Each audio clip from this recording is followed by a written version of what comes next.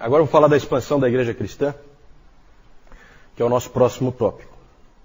Nós vamos falar agora, gente, de missões medievais.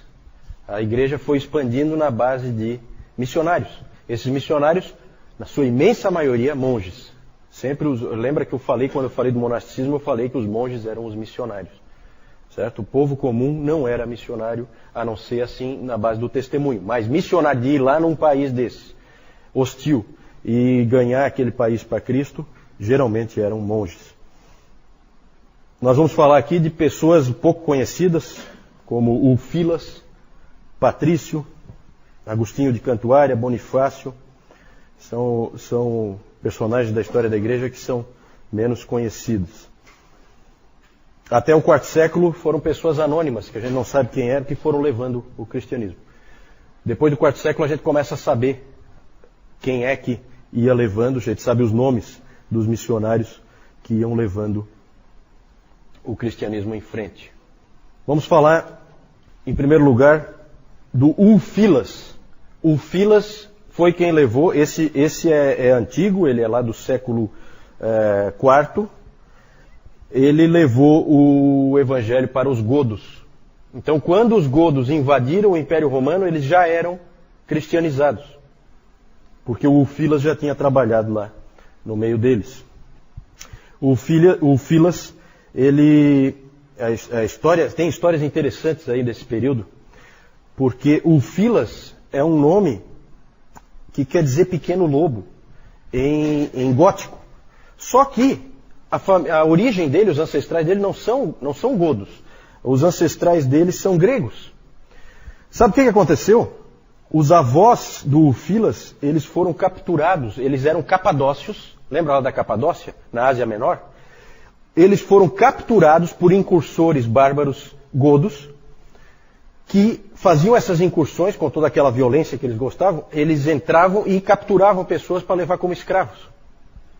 E os avós do Ulfilas foram capturados numa dessas incursões e foram escravos. Mal sabiam eles que o neto deles seria, mais tarde, o bispo de todos os godos. Vê como é que são as histórias, né? Como Deus usa coisas estranhas, né? Então, na verdade, um acontecimento terrível de você ser capturado como escravo. Imagina você ser capturado como escravo. E levado para um outro país e ser colocado para trabalhar forçado e tal. E Deus está usando. Interessante. Uma coisa interessante a respeito desse Ulfilas é que ele traduziu a Bíblia para o gótico. É a mais antiga obra literária germânica existente. É a tradução da Bíblia para o gótico pelo Ulfilas.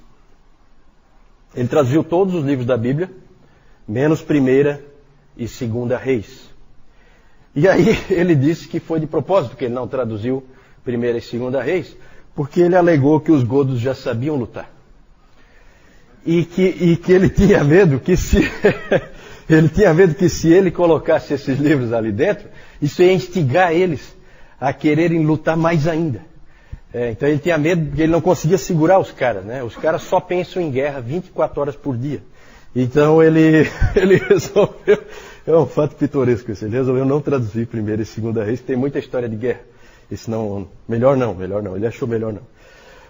O problema, gente, é que o Ulfilas, ele era ariano.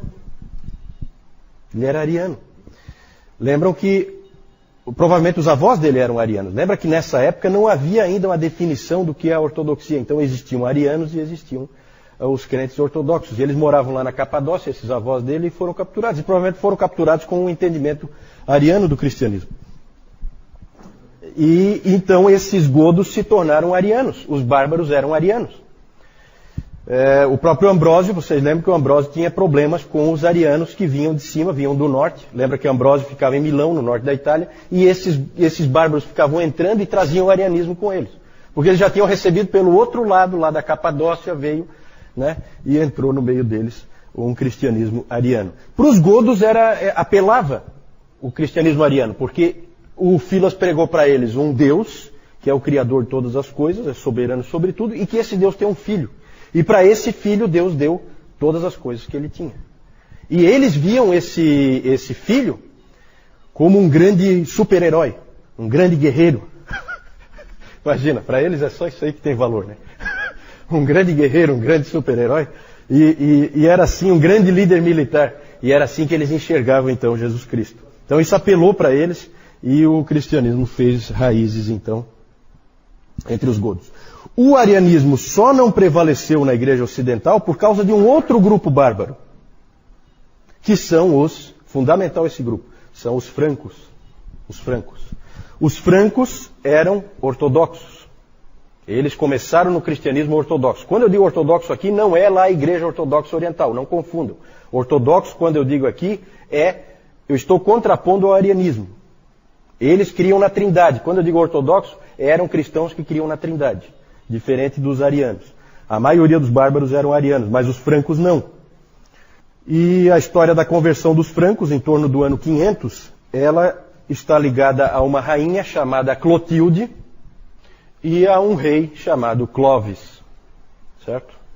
Essa Clotilde, ela era uma cristã e ela se casou com o rei Clovis e ela passou a vida tentando converter o marido dela, o rei Clovis. E foi difícil, mas ele acabou se convertendo e foi batizado no ano 496. E quando ele foi batizado, todos os francos foram batizados. Tá? Porque tipicamente nesse período, o rei se converte, todo mundo se converte. Não tem escolha, não é decisão pessoal. Entendeu? Então vejam, aí depois eu vou falar um pouco desses problemas, né? O cristianismo está avançando sim, mas de uma maneira estranha, certo? Estranha. E aí é interessante a história do batismo dos francos. Depois João vai mostrar ali o batismo do Clovis. No batismo dos francos tem uma história interessante. Os francos então foram ser batizados, e aí todos os militares francos foram ser batizados também, todo o exército franco. Que não é fraco, tá? Vocês viram que só eles conseguiram parar os muçulmanos, certo? Claro que foi muitos anos depois, mas eles já eram um grupo forte naquela época. E no batismo dos francos, eles então eram batizados, mergulhados na água, e sempre deixavam a mão direita para fora, na hora que eles eram mergulhados, para poder continuar lutando. Então a mão direita ficava do lado de fora para não ser batizada, para eles poderem continuar pegando na espada. Então são fatos pistorescos assim, é meio estranho. Né? Para nós é super estranho, né? Mas tudo bem. E os francos foram fundamentais para fazer prevalecer a crença na Trindade e não deixar o arianismo tomar conta. Vejam como esses francos já foram úteis 2 vezes agora, hein? Eles já defenderam o cristianismo dos muçulmanos, Deus está usando. E também defenderam a teologia, defenderam contra o arianismo, que teria prevalecido fatalmente se os outros bárbaros tivessem prevalecido. É claro que a conversão dos outros bárbaros do arianismo para a ortodoxia, para a crença na Trindade, é evidente que na maioria das vezes, pela força. Esse é um período, vocês vão ver coisas interessantes aí. Depois eu vou falar do Olaf, vocês vão gostar muito do Olaf. E por isso que ali eu coloquei antes, o João mostrou, o Carlos Magno com o Videquindo na frente dele. Foi porque o Carlos Magno conquistou a Saxônia, que é lá no norte, hoje é norte da Alemanha, né? Saxônia, fica ali perto da Dinamarca. Ele conquistou os saxões. Então eles iam conquistando e com isso já obrigava a batizar. Você vai batizar aqui. Obrigava os caras a se batizarem e eles então passavam a ser ortodoxos. Era assim que funcionava. Havia 4 grandes centros, nós estamos falando de missões medievais. Havia 4 grandes centros missionários. 4. Vamos lá, alguém chuta um. Um grande centro missionário que enviava missionários. Roma. Será que Roma é um deles? Com certeza. Roma é um deles.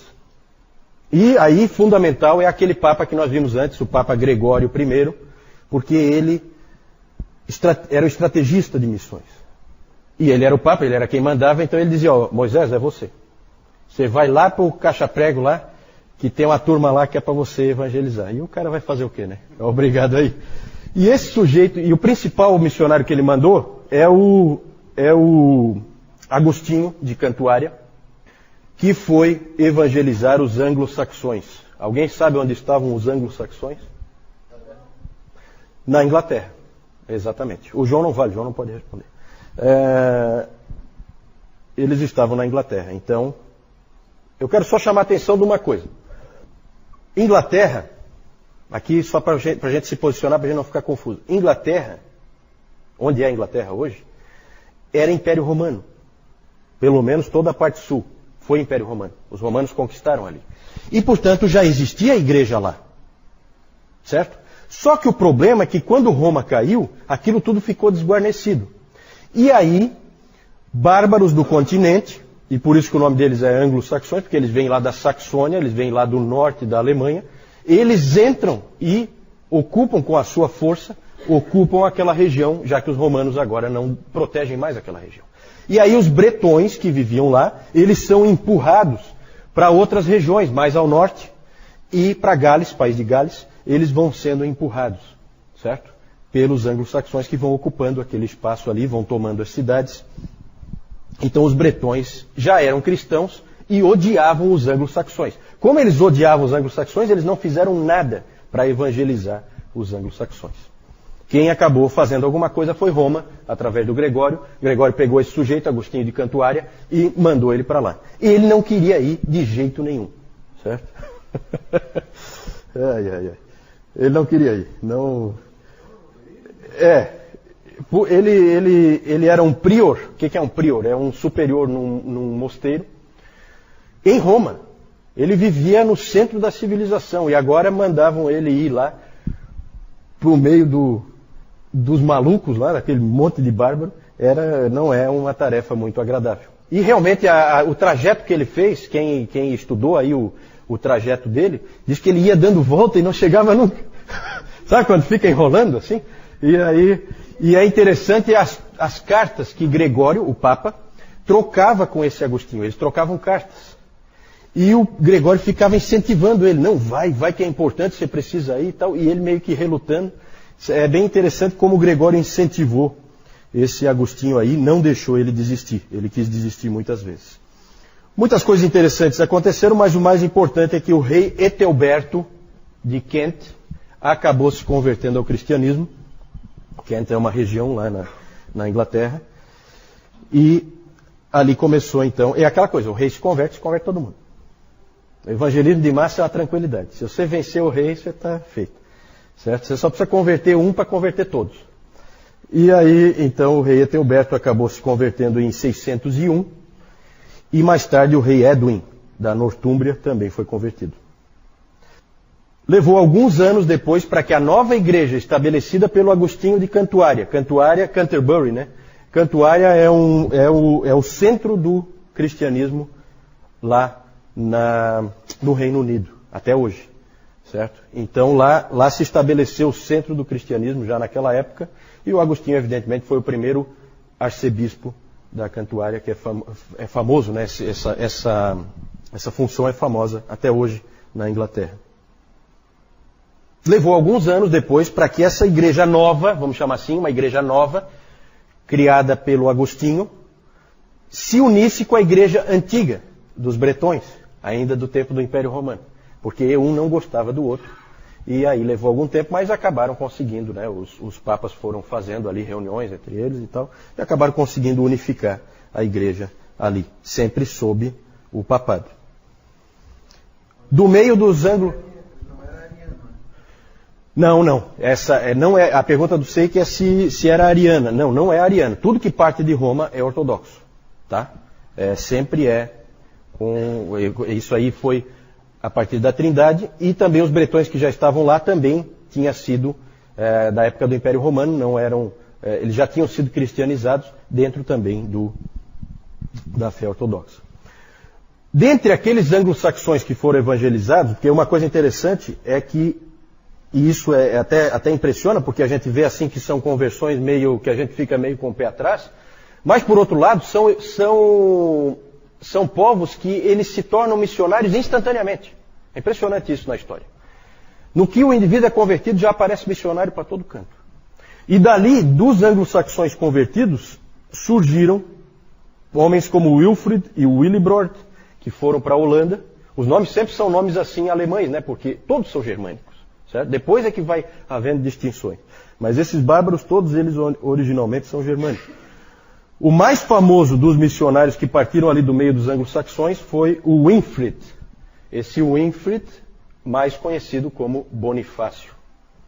ele foi evangelizar a Alemanha. Então acabou voltando lá para Saxônia, para a Alemanha, acabou voltando. Deus vai usando as coisas de uma maneira estranha. Também é interessante a gente mencionar esse segundo que eu estou mostrando ali, que é o Ansgar. Esse Ansgar era bispo de Hamburgo e ele foi também mandado pelo Gregório para conquistar a Escandinávia, começando pela Dinamarca. É interessante citar o Ansgar porque ele não conseguiu nada. É um missionário fracassado, não conquistou nada. E é interessante a gente sempre citar isso porque não é garantido, tá, gente? E a gente sempre sabe que missões é assim. Num lugar Deus abençoa, no outro lugar não acontece absolutamente nada. O Ansgar chegou lá, colocou algumas igrejas, começou a pregar, fez o seu trabalho fielmente, foi um cara que levou a sério, encarou, e na época da morte dele já tinha tudo sumido, tudo desaparecido, não deu em nada. Certo? Um autor até, Stephen New, disse que Ansgar tentou empurrar uma porta que ainda não estava pronta para ser aberta. Né? Agora, na providência de Deus, quem é que sabe se não tinha que alguém lá forçar a porta primeiro, para um outro cara depois vir e conquistar, como realmente mais tarde aconteceu. Certo? Mas é interessante a gente sempre ser realista. Né? Não, vamos mandar um missionário aqui e Deus vai abençoar. Opa! Né? Não é você que diz para Deus que Ele vai abençoar. É Ele que diz se Ele vai abençoar ou não. Você faz o teu trabalho. Né? Então é interessante a gente citar o Ansgar. Outro centro missionário. Esse agora é difícil vocês adivinharem. Esse é totalmente inesperado. Irlanda. Por essa ninguém esperava. Aliás, ninguém mesmo. Ninguém naquele tempo esperava que a Irlanda fosse ser um centro missionário. A Irlanda é assim, ó, gente. No ponto extremo da Europa, havia uma grande ilha. Havia uma grande ilha conhecida pelo nome de Irlanda. Essa ilha era um lugar sombrio. Era um lugar em que ninguém queria ir. Nem o Império Romano quis ir para lá. Era um lugar em que as pessoas adoravam espíritos. Era um lugar, era a pátria dos druidas. Era um lugar em que as pessoas tinham medo do que acontecia ali. Um lugar de sacrifícios humanos aos espíritos. Um lugar terrível. Ninguém esperava que Síria seria um centro missionário. Por essa realmente ninguém esperava. Em cerca de um século a Irlanda saiu dessa condição de um paganismo absurdo para a condição de salvadora da civilização. Uma terra de santos e de eruditos. Impressionante. E isso foi feito através de um homem chamado Patrício, São Patrick. Às vezes a gente vê aí São Patrick. O Patrício foi o homem escolhido por Deus para fazer isso. E de novo uma história muito estranha. Esse Patrício vivia na costa da Inglaterra. Algum lugar por aqui assim. E ele estava tranquilo lá. Um belo dia houve uma incursão de bárbaros celtas vindos da Irlanda. Eles invadiram ali e levaram o Patrício, que era jovem ainda, levaram ele como escravo.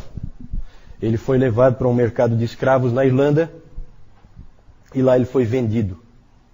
E o dono dele, o dono dele, lá na Irlanda, colocou ele para trabalhar como pastor de ovelhas. E lá então ele começou a encontrar a Deus. Antes ele não levava Deus tão a sério. Ele era cristão, mas ele lá começou a levar Deus a sério. Ele disse que enquanto ele pastoreava as ovelhas, ele orava umas 100 vezes por dia. Mais ou menos. O tempo se passou, ele passou 6 anos ali, como pastor de ovelhas. E aí ele conseguiu fugir para o continente. Quando eu falo continente, é a Europa continental. Então ele conseguiu fugir lá para o continente. E do continente, depois, ele conseguiu voltar para a Inglaterra. E aí ele ficou feliz, dando graças a Deus, porque Deus o libertou daquele lugar horrível que era a Irlanda. O problema é que ele começou a ter um sonho. E nesse sonho ele via um homem irlandês entregando para ele uma carta. E aí ele lia a carta, e na carta a carta começava assim: Voz dos irlandeses, nós te imploramos que voltes e andes conosco novamente. Ele tentou esquecer aquilo, mas ele não conseguia. E logo, logo ele percebeu que aquela voz não era só de um irlandês, mas era a voz de Cristo, chamando ele para uma missão. Então aí você imagina o coração dele, né? Então ele voltou para a Irlanda. Dessa vez, para passar o resto da vida dele lá. E ele começou a pregar o evangelho lá. É um evangelho meio estranho, porque na verdade ele começou a pregar para aqueles irlandeses. Pensem na situação, gente. Esses caras são indivíduos que comem criancinha no café da manhã. Mais ou menos assim, né? Como a gente usa a expressão, né? São bárbaros terríveis, são gente que sacrifica seres humanos para deuses, para não sei o quê, e o cara vai lá e começa a pregar o evangelho. E aí ele pregou o Deus das três faces. O Deus das três faces. E ele dizia que o Deus das três faces era muito mais poderoso, que ele era o verdadeiro Criador, que esses espíritos aí não estão com nada. Fez esse tipo de pregação, que era o tipo de pregação que normalmente se fazia para esses bárbaros. Não dá para ir muito mais longe do que isso, certo? E, evidentemente, esse Deus das três faces é uma referência ao quê? À Trindade, é claro. Não é muito bom fazer assim, né? Mas foi o jeito que ele fez. E também ele pregou uma nova mensagem, uma mensagem de amor e não uma mensagem de escravidão, como esses povos viviam na mão desses espíritos, certo? Uma mensagem diferente de um Deus que falava diferente. E com isso ele foi ganhando todo aquele povo para Cristo. Ele disse o seguinte, o Patrício: nós pregamos em todo lugar. Pregamos por toda a Irlanda, até atingir o oceano e não ter mais como seguir em frente. Ele foi por tudo pregando.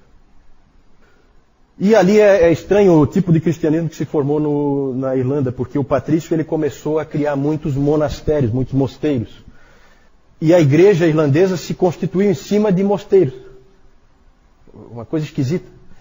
Ela não era em cima de igrejas, assim, ela era em cima de mosteiros. E ali começou então a haver monges dentro desses mosteiros. E isso era tão forte para eles. E vocês sabem que o mosteiro ele tem como o principal autoridade dentro do mosteiro é o abade. E aí tem uma carta dos cristãos irlandeses para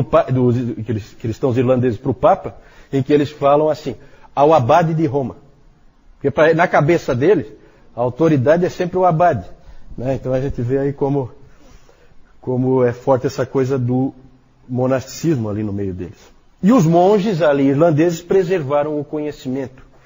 Copiando freneticamente as escrituras, eles começaram a ir para o continente e a buscar livros, e esses livros então eles copiavam, feito loucos, copiavam as escrituras. Esses monges trabalhavam muito na preservação do conhecimento,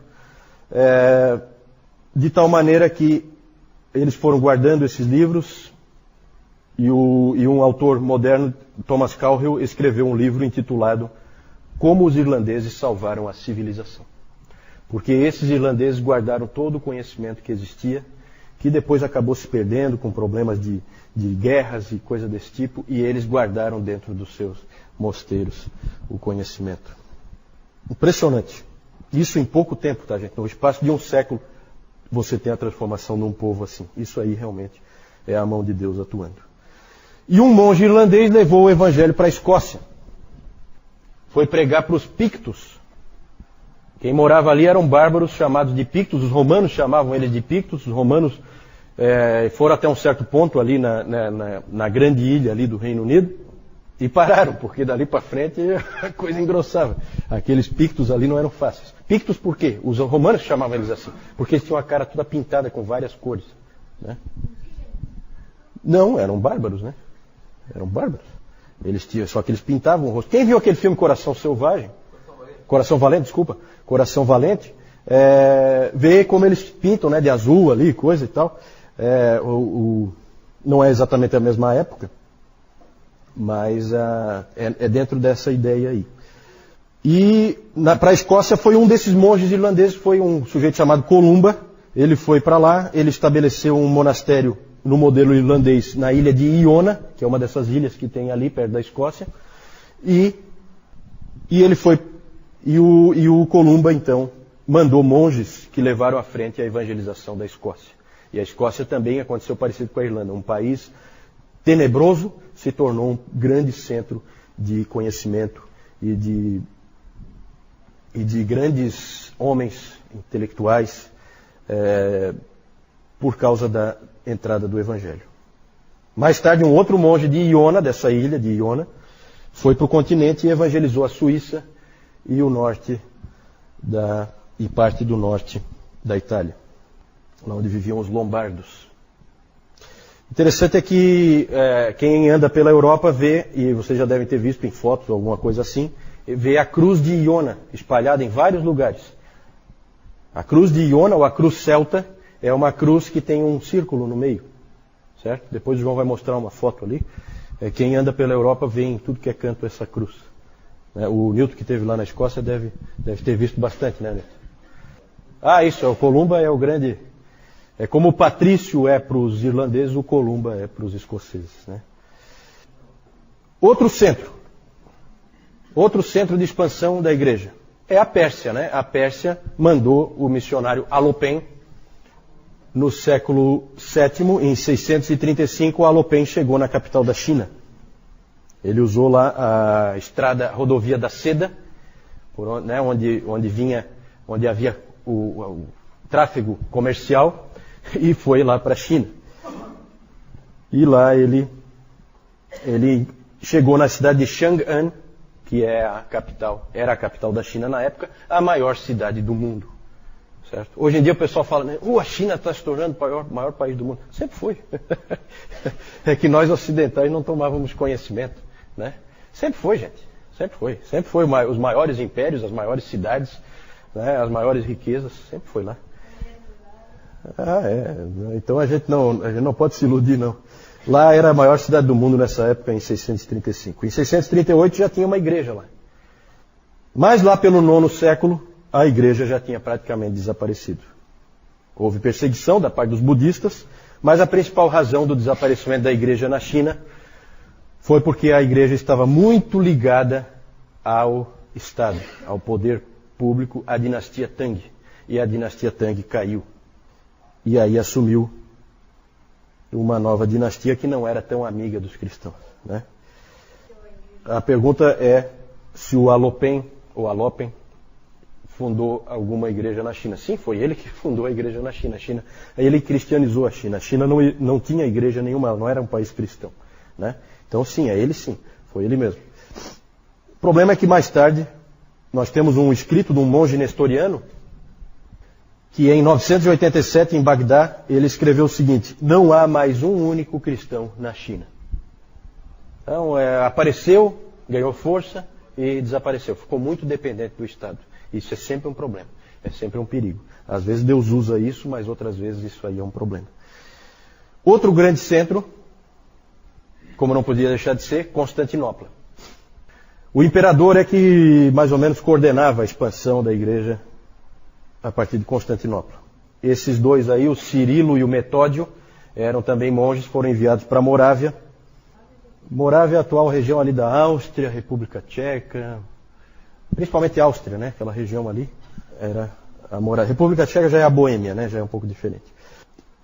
O Cirilo e o Metódio foram enviados pelo imperador em 862 para Morávia. Lá eles traduziram a Bíblia para o eslovênio. É interessante como a estratégia da Igreja Oriental já era diferente da estratégia da Igreja Católica. Na Igreja Católica, nesse período, no final desse período de 500 anos que nós estamos vendo, a estratégia normalmente da Igreja Católica é levar o latim com ela. E obrigar os caras a aprender o latim, para conhecer a Bíblia. E é claro que os caras não aprendiam latim coisa nenhuma, esses bárbaros não estão a fim de aprender a língua de ninguém. E por isso a Bíblia ficou presa, como se usa a expressão. A palavra de Deus ficou presa dentro da Vulgata Latina, porque ela não chegou ao povo. Isso vai ser um problema mais tarde, e aí na época da Reforma vai ter todo esse trabalho de pôr a Bíblia de volta na mão do povo. Mas vejam que a Igreja Oriental ela se posiciona de uma maneira diferente. Os missionários iam para lá e já traduziam a Bíblia, sem problema nenhum. Foi traduzido para o eslovênio, pelo Cirilo e pelo Metódio, a Bíblia lá na Morávia.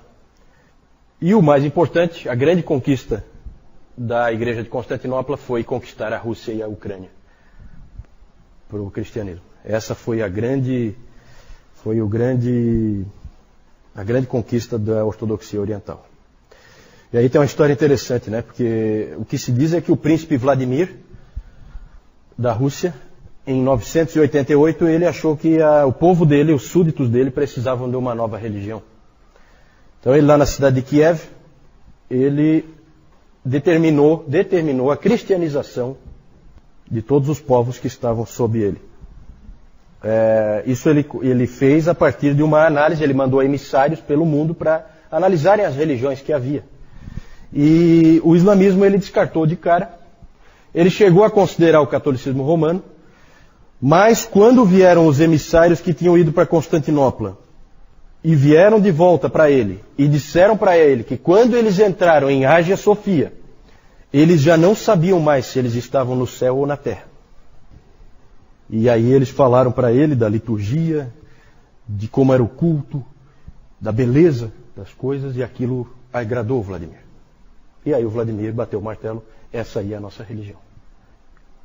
Conversão, né? Claro que não foi só isso, evidentemente Constantinopla também já tinha enviado missionários lá para dentro, né? Eles tinham conhecimento de que existia esse cristianismo ortodoxo ali. Gente, vejam que isso aí, a Rússia e a Ucrânia já é no século X, né? Já no finalzinho desse nosso período, que eles são ganhos para o cristianismo. Vamos fazer uma avaliação dessa expansão na Idade Média. É claro que eu não preciso, é quase desnecessário eu dizer para vocês que é um cristianismo assim meio incipiente, meio sem qualidade, né? Todo mundo era batizado e tal, mas não sabia nem direito para quê. Muitos se converteram forçados, porque não tinham opção, eram obrigados, o rei se converteu, então eles têm que se converter, não tem opção, não pode escolher diferente. Até um fato pitoresco, que a ilha de Orkney, hoje ela pertence à Escócia, mas ela era originalmente da Noruega. E o rei Olaf da Noruega, isso mais tarde, ele havia se tornado cristão, rei Olaf da Noruega. E ele mandou uma carta para o conde de Orkney, aquela ilha, dizendo o seguinte: eu quero que você e todos os seus súditos sejam batizados. Se você se recusar, será morto no mesmo instante. E eu juro que vou trucidar cada uma das suas ilhas com fogo e aço. Esse era o método evangelístico, a mensagem evangelística do Olaf. Eu acho que era arminiano. Então a mensagem evangelística do Olaf era essa mensagem bonita, né? Extremamente eficaz, né? Conversão em massa e instantânea, certo? E é claro que vocês percebem, só por esse exemplo aí, que é bem pitoresco, vocês percebem que haveria muito trabalho pela frente, certo? Mas Deus está usando, gente. Não se esqueçam que esses lugares que estão sendo ganhos, ali vai nascer, no meio onde estão os francos, vai nascer João Calvino. Lá onde estão os anglo-saxões, vão nascer todos os puritanos. Lá na Alemanha vai nascer Martinho Lutero. No meio dos lombardos vão nascer gente como Savonarola. Então, gente, Deus está preparando o caminho. A hora que tiver tudo preparado, Ele põe a Bíblia dele na mão das pessoas realmente, com o livre exame das Escrituras, e aí a coisa vai ser diferente, né? Agora, várias gerações aí realmente são gerações assim que a gente não sabe o que Deus vai fazer com elas. É claro que não é todo mundo que é soldado, não é todo mundo que é sanguinário, evidentemente que sempre ali no meio tem pessoas que têm uma fé genuína, às vezes muito assim, sem muitos elementos, mas a gente sabe que cada um deve andar de acordo com a luz que tem. E eu tenho certeza que tem gente que assume a postura radical de que em 1000 anos ninguém foi salvo. Isso aí eu acho que é um pouquinho temerário você fazer, né? Eu acho que Deus está trabalhando aqui. É estranho o que acontece, mas, né? Pode ter sido o Olaf, não sei. Muitos também se converteram porque percebiam que com isso levavam vantagens, como também aconteceu lá na época do Constantino. Outros se converteram por causa daquilo que é chamado de encontro de poder. Veja essa expressão, encontro de poder. O que significa isso? É uma comparação entre deuses. Muito comum na conversão dos bárbaros haver comparação entre deuses. Vinha o cara pregando um novo Deus. Esse Deus que você está pregando é mais forte do que o que nós já temos? Se for, nós vamos com ele. Eu topo qualquer Deus, desde que seja o mais poderoso. É o que ganha. Eu quero ficar do lado de quem ganha, né? É mais ou menos assim. E um exemplo disso a gente vê que no próprio Patrício. Patrício usou esse tipo de recurso na Irlanda, encontro de poder. Ele costumava falar do poder da Trindade, do Deus das três faces. E um episódio muito interessante foi o do Bonifácio na Alemanha. O Bonifácio, Wilfrid, né? Wilfrid, não sei o nome dele, é alguma coisa assim, o nome original dele. Mas ele depois ficou conhecido como Bonifácio. Bonifácio foi para a Alemanha e não conseguia resultado no meio daqueles bárbaros lá. Até que ele teve uma ideia. No meio lá dos bárbaros tinha o grande carvalho dedicado ao deus Thor.